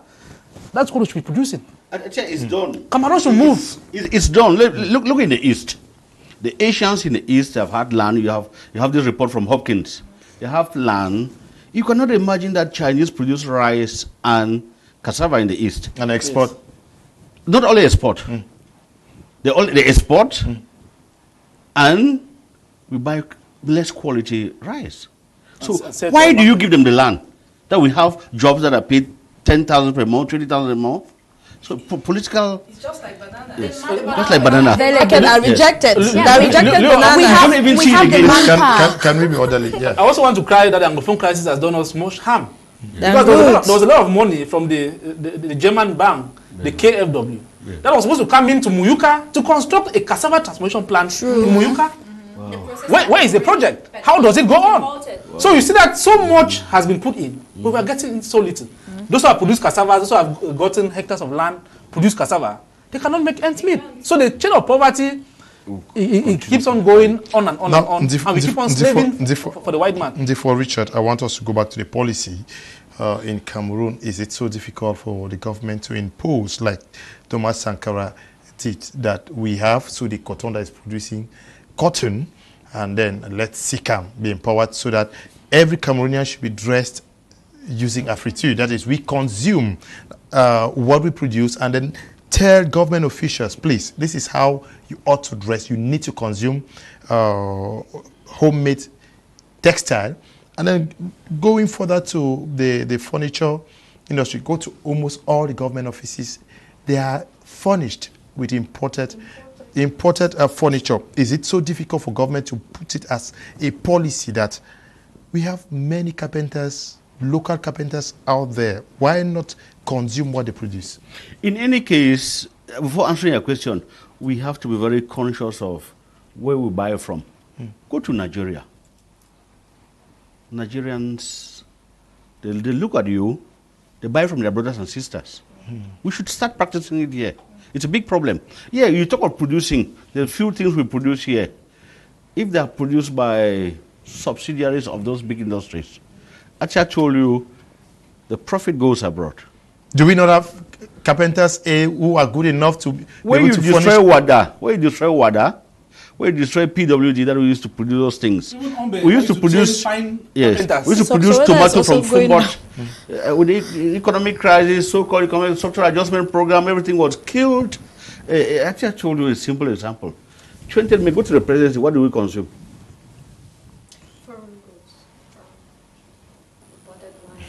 Should we even go to the level of the presidency? Yes, because the head of state, the constitution says that it comes back to the issue of policy. The president define the policy.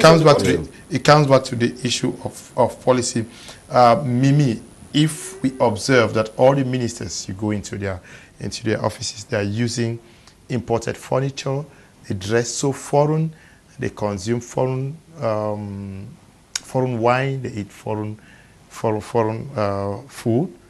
Is this a key message to those who are looking up to these ministers and directors that the best can only come from out of the country? Of course, because they make the common man to know that, okay, we have been we are now part of the Western world, and if we cannot be comfortable with our own, what we have, then definitely it's not conducive for all. Because if they can give us the example They can give us the example by dressing in Afritude, drinking homemade wine. We have people, we have local wines here at home. It's just that some of them may see it to be local. Like we say, they will not want to consume it. They will prefer all the imported wines that you buy, even at 150,000, 500,000, even for a bottle of wine. Whereas we have the manpower that can produce such wines here in Cameroon. Who is a minister or director today who did not consume sha?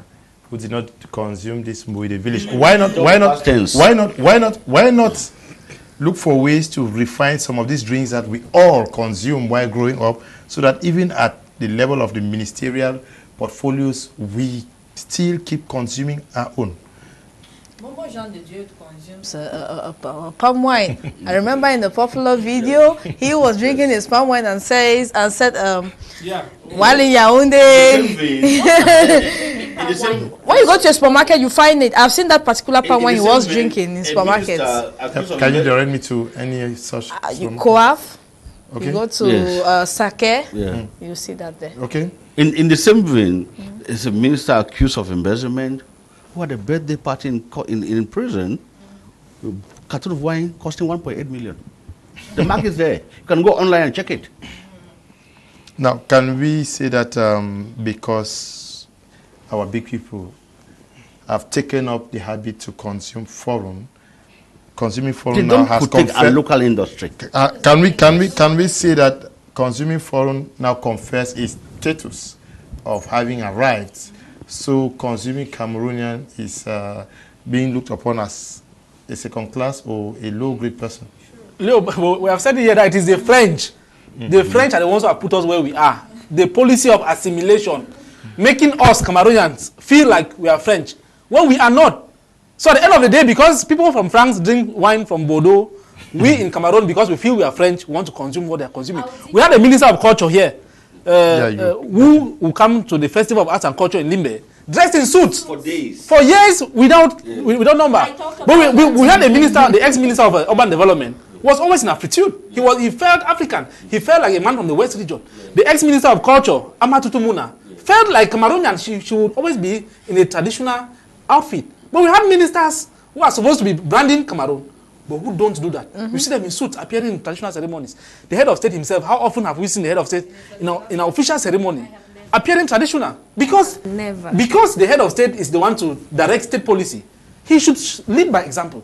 We expect that the State House and the head of government and other people should set the tone. They should set the agenda. It should not be that when the Prime Minister is coming to the Southwest, for example, that's when they clad him in traditional wear.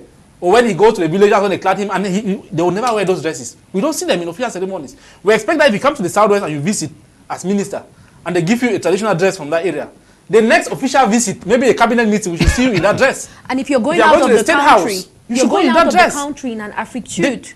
There's no other way we can promote Cameroon except we start loving Cameroon. We start enjoying the things. The first thing is the love for the country. You will not even value anything that comes from it. You cannot fly an airline that is flying the Cameroonian airwaves and you don't have any movie. No music on Cameroon, no movie, nothing. The basics, I mean the things that will not even cost them anything. The culture, just selling the culture. The fruits that are shared in the airplane are nothing Cameroon. They are not Cameroon. The rice, everything. I was really surprised. So what do you said you were going to contradict what? No, I wanted Ocha to understand this. First, if you say France cannot come and tell you, okay, kill yourself, and then you kill yourself. If you love yourself, you want to keep yourself alive. Why would France tell you to assimilate and then you just want to do everything? That's because you want to be like them. If you decide I want to be myself, I want to be African, you'll be African. I want to be Cameroonian, you'll be Cameroonian. First, we have noticed that our leaders, they are not satisfied or they're not comfortable with the environment. They're not comfortable with the nation. They don't have love for this nation. One thing they have is self-centeredness. When they have the comfort, they care less about the others. And that comfort they can only achieve from France. They can achieve out of the country. That's why you see them very comfortable with European goods and European services. So this beach in Kribi, if minister comes there, will the minister die? I still have something that I want us to make clear here. I still insist that sometimes we don't consume because our Cameroonian goods are expensive. I'll go to the market, I'll buy a gown for 500 francs. I will take that gown, I don't need to put a bird on top of it. I'll take that gown, I'll go to any big party, and I'll put on my heels and look chic. But with an African fabric, how much should you take? You first of all buy the material, you look for the tailor, you pay for workmanship, and then you design and the rest. How much will it take for you to have a gown? So people don't consume, sometimes not just because they are westernized, it's because it's it's not expensive. Yeah, it's less expensive, but it is, I'm sure it's because the people have less in their pockets, because if they were very viable, they will not consider that. But even those who have the money, yet they still prefer products out of the country. For status quo, westernized, you just want to. They arrested somebody. You just want to feel Chinese. They have about 400 suits. They are not one. Yeah. 400 instead of the art suits. Seriously. Who does and that? one of them will not cost less than 400,000. Remember President Ahijo banned the importation of okrika? Yes. Because he wanted to boost and bolster the cotton industry. We can have that happening. We cannot ban the importation of frozen fish, frozen chicken, and everywhere in the market if you have ban, frozen fish, you frozen produce chicken. more Okay. and make it less expensive. Okay, People will consume. let's get some messages from our televiewers. I salute you in the studio. It is unfortunate that French Cameroonians have inherited the French system by just depending on finished goods. It should be noted that when Nigeria became independent, their investment policy was that all British companies should invest in Nigeria and nothing was brought from outside to sell in Nigeria, as is the opposite. It is not late. Let them begin somewhere. Chrysanthus 2, okay. That is, okay, my uncle writing from Mutengene. Good evening to you. Mr. Tilaris, that's a succinct analysis. I love that the blame is on the government. Our leaders are evil and wicked. I doubt what those blockhead old men are doing in the National Assembly in the name of sessions. All industries have been privatized due to government policy, which is at the detriment of the home industries that are almost in extinction. Imagine Cameroon importing toothpicks, bedding slippers, and the situation is terrible. Tabot Machiavelli, writing from Yaoundé. Good evening, Leo and panelists. It's just not possible for Cameroon products consumption to be encouraged with this government in place. I say so because doing that is taking business away from the hands of our big guns. I mean the ministers, ex-ministers, and even so directors. They bring in these companies because they either have a commission or are shareholders. They encourage privatization because it gives them money. Leo, even projects in Cameroon are more expensive than any other country I can think of. Can you imagine that when Sonel was to be privatized, the general manager also lobbied to buy? We know the truth, brother. Our leaders kill the companies, come through their foreign companies, or partners to buy. Great self-centeredness is the Bariatiku. Felix is writing from Boya. Good evening to you. Greetings, esteemed panelists. I think the problem is in the educational system. There is no training for production. The system trains consumers in every sphere. The few that produce are either trained abroad or not trained enough to meet world standards. The people with high tastes for quality see local produced goods as substandard. To change is to go beyond the people to changing the laws of the land.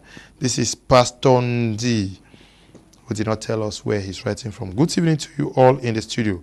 Talking about homemade products, the tax system is very poor because even if you came out with a good business plan, but on establishment you find the tax you pay is more than what you realize, so you decide to back off.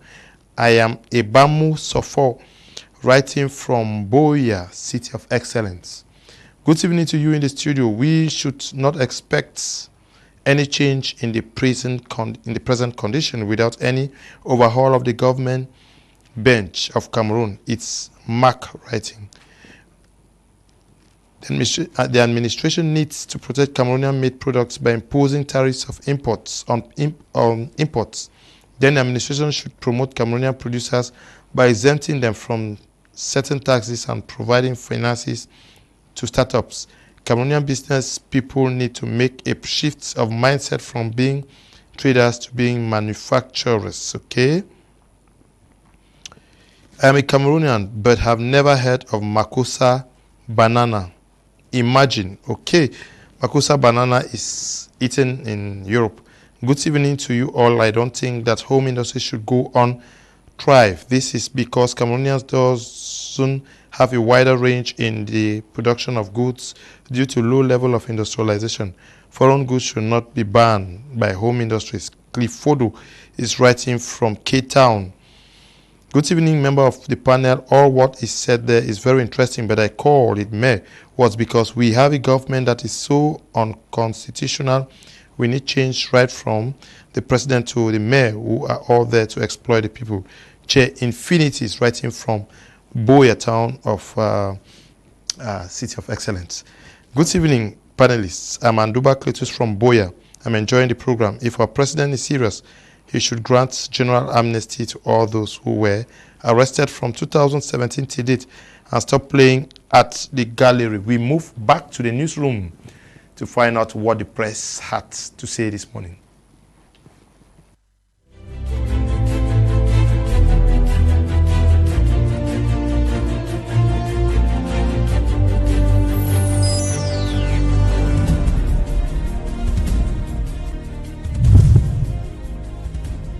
Hello everyone, and thanks for joining us once again on In the Press on Prime Hour. On what is making news today in Cameroon, the decongestion of prisons in Cameroon will constitute the biggest package on today's In the Press on Prime Hour. We begin with Cameroon Insider. The paper writes that President Biya orders decongestion of prisons in Cameroon after recent uprisings in Yaoundé and Boya central prisons. Like the Cameroon Insider, Newswatch equally shares similar headlines. Says government to decongest prisons, speed up judicial procedures in Cameroon. The move, according to Newswatch, may see some Anglophone crisis detainees regain freedom.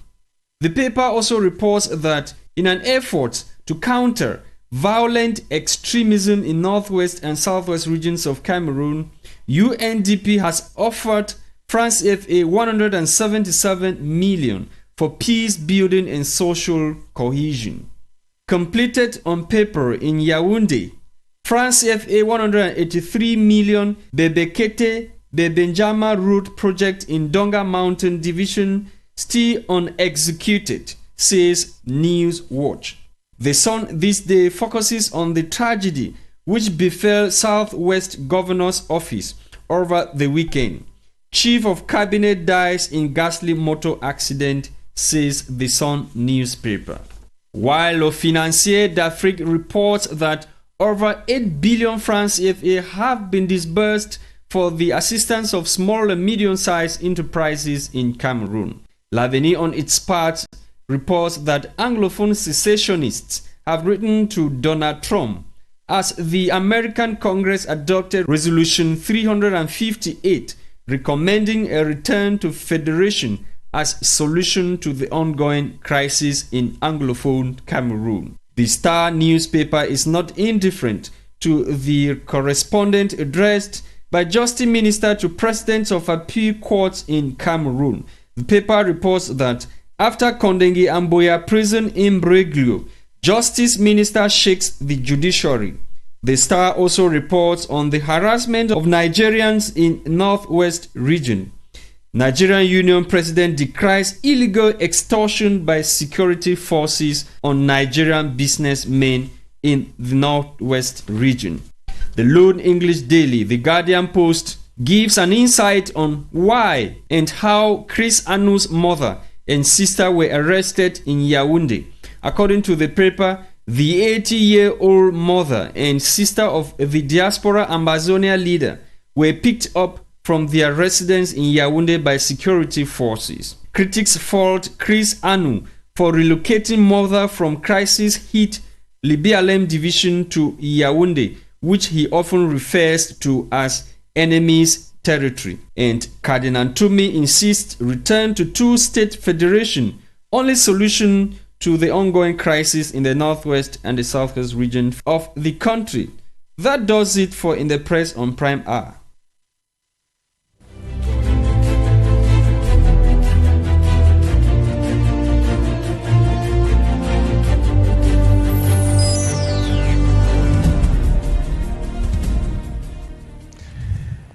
Thank you very much, Lasha Kingsley, for that succinct press review.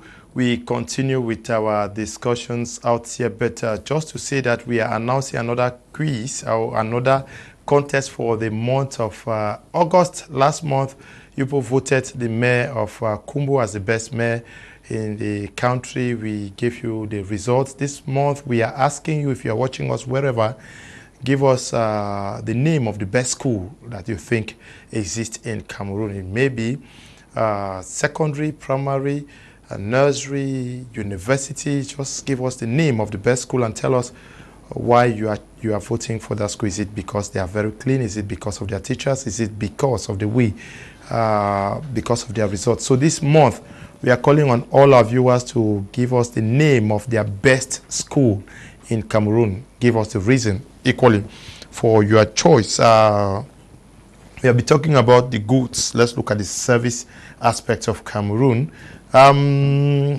Most of our ministers who are sick prefer health services out of the country. Is it to say that they don't trust the doctors that are trained in Cameroon? Or is it the infrastructure that is lacking? From every indication, they neither trust the doctors and as well as the infrastructures, because how can you send people to study in a school for 7 years? They have other training programs. They come back to serve you, but when you're sick, you leave the country and go out there. And then you all the time, you hold press conferences and give the impression that everything is fine. For instance, I heard the other day somebody was saying that the machines, the hemodialysis machines in the northwest region, they were okay. But it will not be long. I'm telling you, patients who go on the streets and strike again, that machine has broken down or something. So why do you keep on giving the impression that things are okay and then you don't follow up or enjoy the services that you want people to trust? From everything, there are hospitals in Cameroon whereby government has reassured the population that these hospitals are one of the best referral hospitals and the rest, but they don't go there. Their children don't go to those hospitals. They send them out of the country. Do you think that I would take my child to such a hospital? I wouldn't do that. Some of those hospitals, they call them mortuaries already. There's a hospital here in Douala where when you just mention it, somebody will say, you will not go and kill my child there. And it's a government hospital. So at the same time, I know that the Minister of Public Health is doing what most of the ministers, in fact, since I was born, I've never seen a Minister of Health who does what he's doing, going and disguise and visit hospitals to see how services are rendered. So when you do a good job, you're sacked or something. I remember this guy of State Property. Pascal, who was even dropped when he was working. He was working. Well, it's better you work and you job. You know yourself, the population. Your conscience is free. So I think I admire what he's doing. But for the fact that you tell people to trust in health services, but you go and take you leave the country to go somewhere, you're indirectly telling me that I shouldn't trust 100% in those things. Good evening to you all in the studio. The truth is that the government itself is the cause of these things. They embezzle our money to spend in foreign countries. So setting industries here is not in their agenda. They will rather close the ones that were there. They should all withdraw from that government because they are all evil. Basil is writing from Bomenda Tilaris. How do we get people have faith in the services provided by our health sector? Because from every indication, we go there because we lack the means to follow the ministers out of the country. Yes, these ministers, they are very much aware of the state of the hospitals that we have. I recall before the crisis became what it was, Senator Peter Mafani Musongi at the time led the delegation of Southwest senators to the Moyuka District Hospital to donate medical supplies. And the director of the district hospital said their theater, that they use razor blades to carry out operations. Razor blades at the theater at the Muyuka district hospital at the time. So it tells you how backward we are. That even Muyuka at the time was a town, if not of what has become of the city today. It serves a wide population, from Munyenge to Ikata to Bafia to Malende. These are people who were relying on that hospital. Imagine that if the surgical equipment are not there, the set is not complete. How do the poor access medical care? The training, all of us know the scandals of people entering medical school, the quality of persons going to medical school. Do you think these ministers trust the process? People will just sit and text names. Oh, memoirs, memoirs. If those stories that we hear are true, that ministers spend their time sending names, members of parliament spend their time sending names for people to enter medical school and all of those things. They don't trust the system. Ill-equipped, even the toilets are as bad as the theaters, as the consultation rooms, the laboratories. You go to public hospitals, there are some in Douala. When you go to the doctor, every referral, every laboratory test is done in their private clinics. Those ministers, they know these things. They cannot come to it because they have not made it to get to the standards. They have not taken us to the level where, in fact, we are not human beings in their eyes. They see us as, are we animals or are we slave workers who just work and we have no benefit? You have, in the utilities company, for example, electricity. The domestic industry is about 40% of the electricity we produce. But those who consume the most, are Luca, is paying the least. And the poor man on the street is the one who pays the most. So you see that even service-wise, the government has made it such that the Cameroonians continue to suffer. Water, that is everywhere in Cameroon is water. But people don't have water. You go to Boya, you cannot have water on a daily basis. You cannot have water run from the tap. Even where it runs, you cannot drink. You go to Yaoundé, you cannot drink water from the taps. Where are we headed? Okay, where are we heading? Hello, greetings to you in the studio. Talking in cognizance with locally made products, one will agree that foreign or imported goods are more trusted by locals in this country than the locally produced goods and services. Take an example with the recently apprehended fake rice production company in Douala. We will agree that corruption has so much eaten into the system, so much so that even locals who go into production of goods and services go ahead to produce unhealthy and unappreciated goods just to make a living and caring less about the well-being of consumers. Also aware that those who are supposed to check on these products to ensure and approve the products can collect a little bribe and forget the credibility of the product. The system is so rotten so much so that no one really cares about the correct nature of what people consume. All these aspects cause locals to preferably go for foreign goods and services than locally made products. I am Achere Eta from St. Pete, Boya. We are looking at the service sector in Cameroon. For Ferdinand, let's look at the music industry, the film industry. Are we contented? Do we trust what is produced in Cameroon because our markets are flooded by either Nigerian or American music and movies? Is the government, the Ministry of Culture, the Ministry of Culture and Communication, are they doing enough to ensure that we consume mostly? Why not place quotas as far as the playing and consumption of Cameroonian movies and music is concerned? I was reading last week one of the artists in Nigeria who is, I think, lawmaker for the state, something like that, is proposing that the state should protect the Nigerian movie industry and music industry. We need to come to that, something like that. We're not saying that it should ban totally. That quota is very, very important. It's extremely important. But Nigeria is even better because I hear most of those movies before they even come out. Amongst them, they look at the quality of music and they first produce, so I don't disgrace them. So we need to come to a level whereby there's a quota, gradually and so on. But how do you even think of a quota when with new information technology, when you have allowed big multinationals, they have 200 channels, they have and so on. So you need to also control them.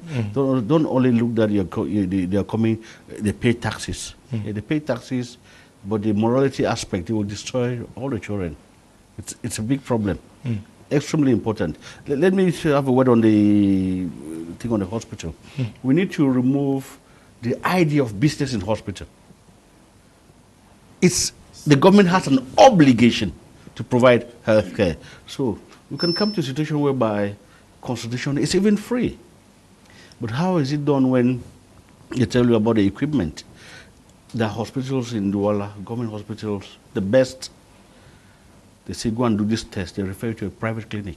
How do you explain that? So an individual has money more than the state. And some of those equipment, it costs 200 million, 300 million, but there are people in prison who have embedded 50 billion. So how do you explain the fact that these hospitals charge a fee for those services, it gets bad, nobody cares? It's simply because we have been loose. Doctors who work in those government hospitals have clinics. They just transfer them to private clinics, they take care of them there. So let's remove business from it. And probably some of those clinics, we close them. Choose private practice, you go there. You're with the government, you stay with the government.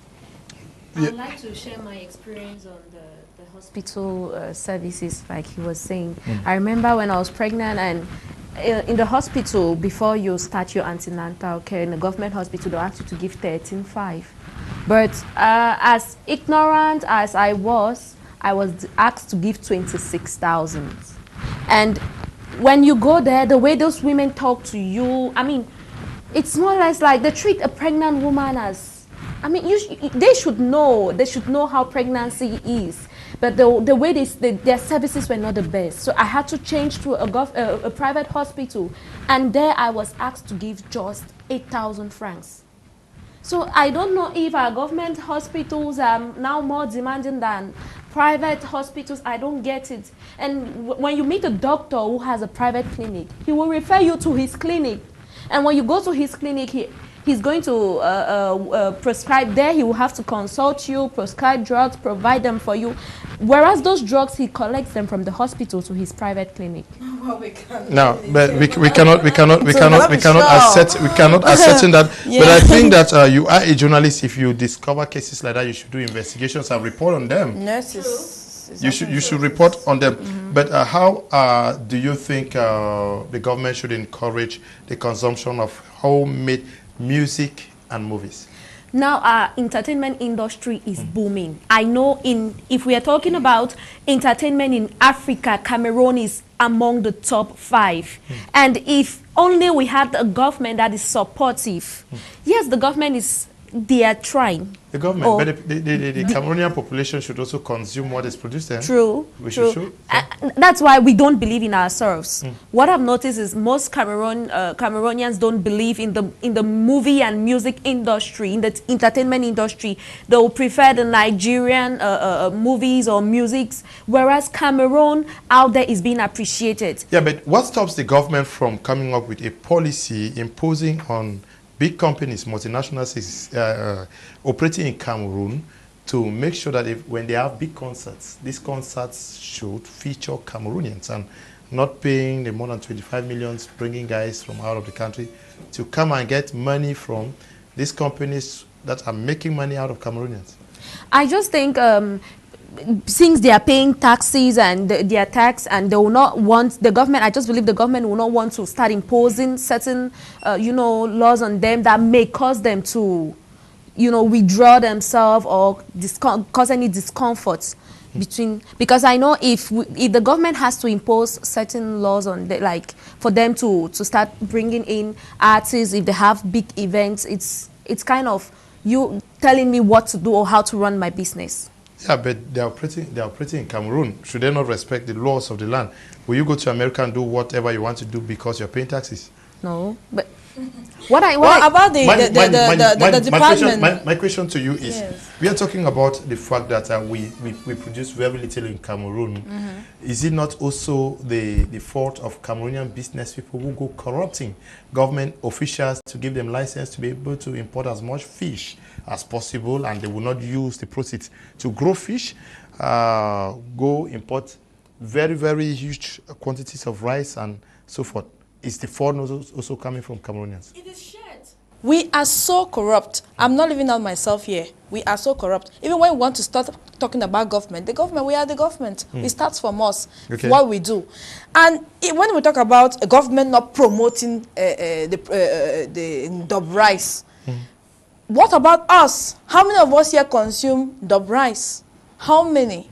It is found in the market. Let's not pretend here that we don't have dubbed rice in the market, in this Douala market. We have dubbed rice here. But you will come back to the fact what I said earlier, that to me, I think that the rice is more expensive than maybe Uncle Ben's or let me call some products here. But the rice is good. Is in fact, when you eat it, you enjoy it. If the government were to subsidize its production, give the tractors to the blower, would it not be? Would it not cost? It will be wonderful consuming it, because that's one of the best. In fact, the rice is the best rice. You people should try it at home. It's very good. My kids love it so much. She says she's government. We are government. No, all of we us are now. not government. All of us. We are not in power. We don't have the resources of the Yes. country at our disposal. Those who manage the resources of this country, the will of the country, are those who are in governance. And if they are going wrong, they are misleading us. They are the ones who direct policy. Our leaders. We are victims. We are victims. We are victims. Leo, I want to recall that 15 years ago, thereabout, government liberalized the cement industry and gave some money for Cameroonian businessmen to import cement, to fast track, to make the industry to boom. And then when these people invested, they imported this cement, made plenty of money. But then they could not sustain, they could not open local industries. And it took a Nigerian to come yesterday and open an industry in Cameroon. To get trawlers, to get Cameroonians, train them in fishing. We could not. They go to get Chinese. UNVDA, they said they were going to expand to other planes in the country. We are not seeing the results. Government has to be result-oriented. We should stop sending civil servants as general managers of these companies. Let us get companies and make them run like businesses. We get them run, produce profits, employ people, and create more jobs for Cameroonians. Why is there no condom producing company in Cameroon when we have all the rubber, all the latex? Why is there no company that produces tires in Cameroon? We must not produce cars. There are some things that we can produce in this country from the resources we have. Why are we not producing them? Why are we not producing toothpicks? For example, at least the basics. The basics. In your MP3, if there are 90 songs, let 70 songs be Cameroonian. But the government has to put legislation to impose on these multinationals. Okay. You cannot have somebody who has a company here, a telecom company, everybody there, from all directors, general managers, CEOs, are from abroad. What do they know? The Minister of Vocation. They know that Cameroonians when he visited companies recently, he was insisting on that. Greetings to you all in the studio. If we can all have the vision of Gaddafi, then we will all have one goal. The nation continues to produce what we don't consume, and if we produce, it's very expensive. Mba Marvin is writing from Kumba. Guillaume writing from Boya says, good evening, Leo. Talking about our industries is just a waste of time. Cameroon is being run by individuals who are more attached to other countries than this our God-blessed country. We are being governed by wrong people who have no love for the country. They go shopping abroad. Their children attend foreign schools, and even when they are sick, they still go abroad. My brother, we are doomed. Okay, you raised an aspect that we're going to raise, but we are caught by time. The aspect of education. Good evening, panelists. When the water is dirty from the top, those who drink below drink dirty water. The home-produced products are expensive because of taxes, and we are bound to consume foreign products. This is St. Derek writing from Douala. Greetings to you all in the studio, and a very interesting analysis by Mr. Atia. Preference for foreign goods by Cameroonians is not strange, as it has colonial roots. It's a big issue across and among Africans, with barely around 12% inter-African trade. So it's high time we learn to produce what we consume and consume what we produce in Cameroon and Africa. Saka Bernard is writing from Yaoundé. This is Remy from Boya. I love your program and God bless you all. Thank you very much, Remy. Let me take two more messages. I know I'm out of time. Hello, good evening to you all in the studio. How can they go their own hospital when they know that here in Cameroon it is possible for someone who studied agriculture to become a doctor, and one who studied science can become Minister of Arts. Tambo Alexi is writing from Douala. Hello, Mr. Kum, Brenda, and Atiam, please, with the topic at hand. Wambo Emmanuel is writing, good evening to you all. I love your program. It's educative. My best school is Somerset Bilingual College, Moliko Boya. It has the best of teachers you can ever have, and learning there is convenient. It's Go Lois from Kumba. Okay, I'll start counting the votes next program. Good evening to you all. I like your topic. Remember an SDF MP in one of the sessions dressed in Bamenda outfit, and the house blast him. Table judge. Writing from Tico. My best school is Glow. Be called Kumba for its quality services. Prince Ben is writing from Douala. Greetings, my fellow countrymen. I give my quote, let there be passion and love in our culture to every Cameroonian. Are Yannick is writing from Yaoundé. This one says, hello to you. Hello in the studio. We love to consume our products, but Cameroon products are always expensive. So we go for the cheaper ones. Doris is writing from Kumba. Kiven Brenda, thank you for coming. Thank you very much. Special greetings to Vivian Folefak and One Way Emmanuel. Okay, thank you to Tilaris Atia for coming. Yeah, thank you, Leo. I thank our colleagues who have contributed. Wambo Emmanuel of the website newspaper, and Aduba Cletus of the Maker Group, a businessman in Boya. I think that we have to love Cameroon, whether you are head of state or whether you are a pauper on the streets. We have to have Cameroon at heart. And those who are in leadership, who are supposed to give us the policy, who are supposed to direct Cameroonians, they should lead by example. They should start making us feel Cameroonian by living Cameroon. Tilaris, thank you for fitting, and we are glad you're part of the show today. Thank you very much. We need to have our destiny in our hands. I encourage young people and all probably to think about leadership to ensure that we have real independence, we control destiny. Marilyn Mwa from Boya, thank you for coming. Thank you to Mr. Leo for having me here, and to all our televiewers. We are very grateful you clicked with us to follow the program today. I want to call on our leaders to please give the youth the platform, the opportunity to showcase their talents. Our youths are ready to work, but the means is not available. Please let our leaders make the means available for us, for some of us to showcase our talents. Okay, we are already showcasing your talent. We want to say kudos to the news team, production team, for this very first edition of the live news that was done today out here in our studios at Fern Goudron Bange. Thank you to you, Desmond. Eli, we say we are very grateful, and to you, Kaiser Michel, to you, Billy Bob Ndive Lifongo. We want to say thank you to you, Frank, and to you, Jerry, and to the entire production, the entire news team. We say thank you, and once again we say congratulations to the chairman of the Swecom, Bisco, and BT Media chain of groups for his recognition, and congratulations for the award that was given to him by the Scoop Media Group out there in Kumba.